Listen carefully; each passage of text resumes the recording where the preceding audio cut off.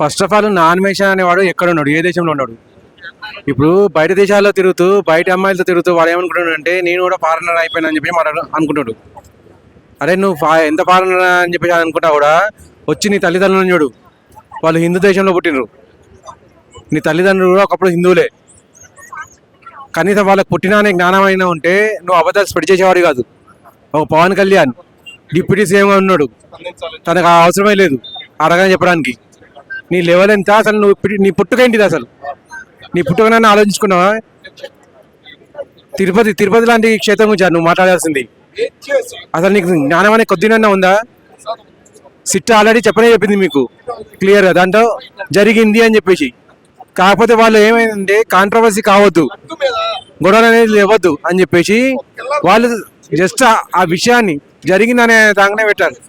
Actual అక్కడ జరిగింది ఏంటంటే మనకు తెలిసింది వేరే న్యూస్ ద్వారా ఆయిల్లో కొన్ని కెమికల్స్ మిక్స్ చేసి దాన్ని నెయ్యిగా మార్చారని చెప్పేసి. ఇప్పుడు కల్తీ చేయాలనుకునేవాడు ఆయిల్ ఎందుకు యూజ్ చేస్తాడు? అది కూడా ఎంతో కొంత రేట్ పడుతుంది కదా. ఆ కల్తీ చేయాలనుకునేవాడు అతి చీప్ గా దొరికేది అంటే జంతు కలేబరాల నుంచి వచ్చే ఆయిల్ మాత్రమే యూజ్ చేస్తాడు. వాడికి పుణ్యాన్ని అనేది అవసరం లేదు, ఒక ఆరోగ్యం గురించి అవసరం లేదు. వాడు యూజ్ చేయాల్సిన అవే యూజ్ చేస్తాడు. ఇక్కడ మనకు వేరే వాళ్ళు వేరే పద్ధతిలో చెప్పినా కూడా చీప్ గానే యూజ్ చేస్తాడు. వాడు అటువంటి నీచుడు కాబట్టి అవి యూజ్ చేసిండు కాబట్టి సిట్ అనే వాళ్ళు ఎక్కువ గొడవలు జరగవద్దు, కల్తీ మాత్రం జరిగిందని చెప్పారు. దాన్ని కూడా పవన్ కళ్యాణ్ గారు చాలా సాఫ్ట్ వేలో చెప్పారు, కల్తీ జరిగింది దీన్ని మనం చూసుకుందామని చెప్పేసి. నీకు ఎంత తెలివి తక్కువతనం ఉంటే పవన్ కళ్యాణ్ గారి మీద ఈ మాట తీస్తావు?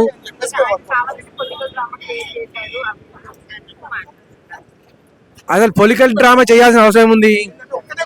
ఆయన ఏమన్నా ఎక్సా లేకపోతే ఇంకా పదవిలోకి రాలేదా? ఆయన ఆల్రెడీ పదవిలోనే ఉన్నాడు. పదవిలో ఉండేసి పదవిలో ఉన్న ఆయన హిందూగానే ఉన్నాడు. నీకు ఆ విషయం తెలుసా క్లియర్? ఆయన ఒక వీడియో కూడా క్లియర్ రిలీజ్ చేసిండు, నేను హిందూనే అని చెప్పేసి. నువ్వు ఎప్పుడైనా రిలీజ్ చేయగలిగినా ఆ వీడియో? ఎప్పుడైనా చెప్పగలిగినా నా పుట్టుక హిందువుల నుంచి వచ్చిందని చెప్పి రిలీజ్ చేయగలిగినా? ఎప్పుడైనా చెప్పగలిగినా? ఒక హిందూ కానివాడి, ఒక హిందూగా నువ్వు ఫీల్ కానివాడివి నీకు మాట్లాడే హక్కు ఎక్కడి నుంచి వచ్చింది? అది కూడా డిప్యూటీ సీఎం. అసలు నీ లెవెల్ ఏంటిది? ఒక కార్యకర్త ముందు నిలబడి మాట్లాడు, ఇండియాకి వచ్చి మాట్లాడు, నీ ఊరికి వచ్చి మాట్లాడు, అక్కడ ఉన్న వాళ్ళు కొట్టి చంపుతారు నిన్ను. ఈ మాట గుర్తుపెట్టుకో. ఇంకోసారి నోరు తెచ్చే ముందు నోరు మీద తాళం వేసుకోవడం గుర్తుపెట్టుకో. Thank you. నిజంగా నా అన్వేషణ కి చిన్న మీద చితికిపోయినట్టుందండి. ఎందుకంటే మొన్నటి నుండి శివాజీ గారి ఇన్సిడెంట్ జరిగినప్పటి నుండి ఫాలోవర్స్ మొత్తం పడిపోయి 1.3 వచ్చింది. ఇప్పుడు ఈ పవన్ కళ్యాణ్ ఇన్సిడెంట్స్ తోటి మాక్సిమం 0కు పడిపోయినా తప్పలేదనమాట. అలా చేస్తున్నాడు. ఆయనకి ఏమైందో నాకైతే అర్థం కావట్లా. పిచ్చుకోకేట గడిచింది, హాస్పిటల్ చూపెట్టుకోమని హైదరాబాద్ ఎర్రగట్ల జాయిన్ అవ్వమని. పవన్ కళ్యాణ్ గారిని అనేంత వ్యక్తి ఆయన నా అన్వేషణ. ఆయన బతికెంత అయినంత ఆయన్ని పబ్లిక్ చేసిందే పవన్ కళ్యాణ్ ఫ్యాన్స్ అని నేను అనుకుంటున్నాను. అలాంటి పవన్ కళ్యాణ్ తిట్టే స్టేజ్కి వచ్చిన ఏమంటారు, ఏ చెప్పు తిరుగుతున్నా తప్పే.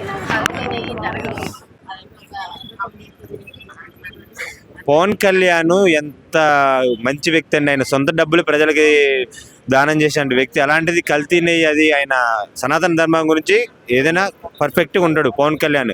ఆయన ఏదైనా నిజం ఉంటేనే మాట్లాడతాడు, అబద్ధాన్ని నిజం చేయాల్సిన అవసరం పవన్ కళ్యాణ్కి లేదు. మ్యాక్సిమం ఈయనకి ఏం లేదు కాంట్రవర్సీ. పెద్దోళ్ళు అంటే మనం కొద్దిగా సోషల్ మీడియాలో ఎగిరిపోతామని పవన్ కళ్యాణ్ చేశాడు. ఎక్కడో ఏదో 7 దేశాల అవతలను మాట్లాడితే ఏంటి, ఇండియాకి వచ్చి మాట్లాడాలి. కానీ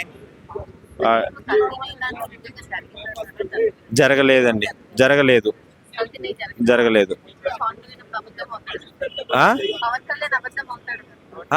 కల్తీనే అంటే ఓకే కల్తీనే జరిగింది.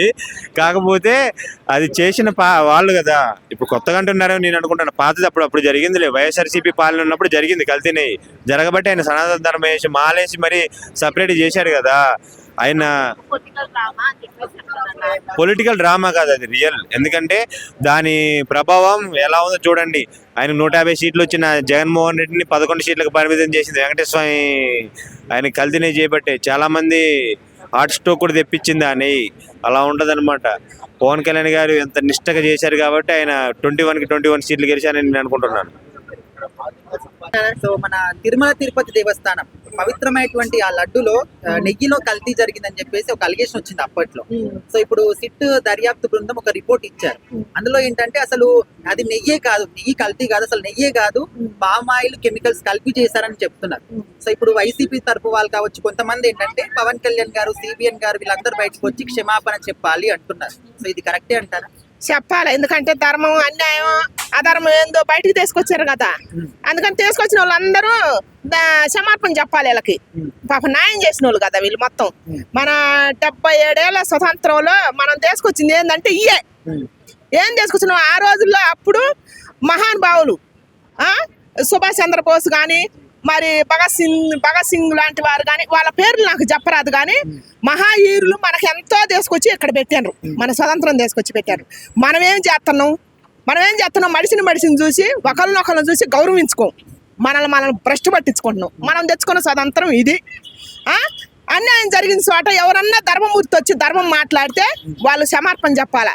అందుకే మనకు స్వతంత్రం తెచ్చుకుంది, అందుకే కదా చెప్పాల్సిందే. మరి క్షమార్పణ మనం పవనాన్న చెప్పాలా. కల్తీ గురించి తీసుకొచ్చింది కదా, ఒక్క దాంట్లోనేనా కల్తీ జరిగింది? ప్రతి దాంట్లో కల్తీ వత్తనే ఉంది కదా. ఆ మనుషులుగా అందరికి ఎరకేగా, అందరూ తెలుసు. కానీ దాని గురించి ధర్మం ఒక్కలే మాట్లాడతారు, బయటకు వెళ్ళి మాట్లాడిన వాళ్ళకి సపోర్ట్ చేయకపోగా మళ్ళీ అవహేళన క్షమార్పణ చెప్పాలా.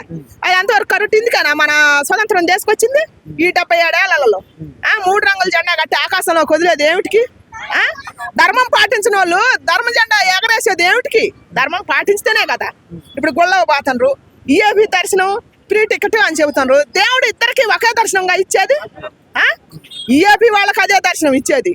ఫ్రీ టికెట్ తీసుకొని పోయే వాళ్ళకి మళ్ళాంటి వాళ్ళకి అదే దర్శనం. దేవుడి కాడ తేడా లేనప్పుడు మనకెందుకు తేడా? మనకెందుకు వస్తుంది తేడా?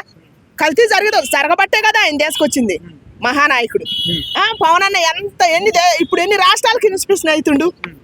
ఆయనకు ఒక్కడికి వచ్చిన పేరు ఏ నాయకుడి కన్నా వచ్చిందా? ఇప్పుడు సుభాష్ చంద్రబోస్ అనే అదేందో పంజాబీ కలగొట్ట చూచాను కదా, అది కూడా ఆయనకే వచ్చింది. మరి మహారాష్ట్ర ఛత్రపతి శివాజీ ఛత్రపతి, అది ఆయనకే బిరుదు వచ్చింది. మరి శ్రీకృష్ణ దేవరాయలు ఆ వంశస్థుడని ఆయనకు అదే పేరు వచ్చింది. అట్టాటి మహానుభావుని పట్టుకొని సమర్పణ చెప్పమను, తప్పు మాట్లాడిండు, కల్తీ జరిగిన సంగతి ఇలా తెలియదా? మేడం, ఇప్పుడు ధర్మం గురించి మాట్లాడే అర్హత లేని వాళ్ళు కూడా కొంతమంది లైక్ నాన్ వేషన్ కావచ్చు, చాలా మంది కూడా దీని గురించి మాట్లాడడం, పవన్ కళ్యాణ్ గారిని వేలెత్తి చూపించడం చేస్తూ ఉన్నారు. సో వాళ్ళ గురించి ఏం చెప్తారు? అసలు అన్వేషకు చెప్పాలి, ముందలు వీళ్ళందరిని వదిలిపెట్టి అన్వేషకు చెప్పాలన్నమాట. పోయి ఎందుకంటే ఆయన ధర్మం బోధెత్తుండగా 2 రాష్ట్రాల ప్రజలకే కాకుండా యావత్ ప్రపంచానికే కాకుండా అసలు మన కంట్రీ వదిలిపెట్టి వేరే కంట్రీకి పోయి మన కంట్రీ ప్రజల్ని అవమానిస్తుండగా అవతల పోయి బాగా ఎట్ట చెబుతుందంటే మన గురించి మామూలు చెప్పట్లేదు అనమాట. మన ఇండియా కుర్రోళ్ళ గురించి, మన ఇండియన్ ఆడవాళ్ళ గురించి, మన ఇండియన్ భారత సంస్కృతి గురించి, మన దేవుళ్ళ గురించి భలే బాగా చెబుతుండగా ఏదో అంతమందిగా ఆయన చెప్పాల్సిందే. చెప్పు తీసుకొని కొట్టేవాళ్ళు లేక ఏం చెబుతారు ఆయన క్షమార్పణ.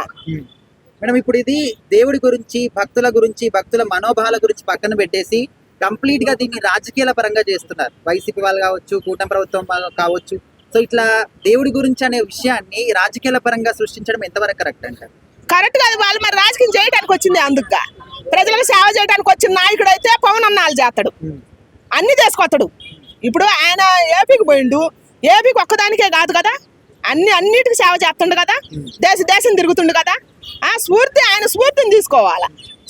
నాయకుడు అనేవాడు ప్రజలకు సేవ చేయాలనుకునేవాడు, ముందల కుల మతాలు చిచ్చు పెట్టడు, ప్రజలకు సేవ చేయాలనుకునేవాడు ప్రజల కష్ట నష్టాలు తీసుకుంటాడు. అది కదా చేయాల్సింది. మరి ఇవన్నీ ఏంది? అసలు కల్తీ నిర్మూలించిన నాయకుడు ఎవరన్నా ఉన్నాడా? దేంట్లో కల్తీ జరగట్లేదు, దేంట్లో బట్టినా కల్తీ జరుగుతుంది కదా. మరి దాని గురించి కూడా స్పందించాలి కదా. ఒక పవన్ అన్నదే పట్టుకొని మాట్లాడిపోతే ఒక్క ధర్మమూర్తి వచ్చినప్పుడు ఆయనకు సపోర్ట్ చేయాలి. సపోర్ట్ చేయకపోగా మళ్ళా అవహేళన చేయటం ఎంతవరకు కరెక్ట్? అందుకని నేను వీళ్ళదే తప్పంట.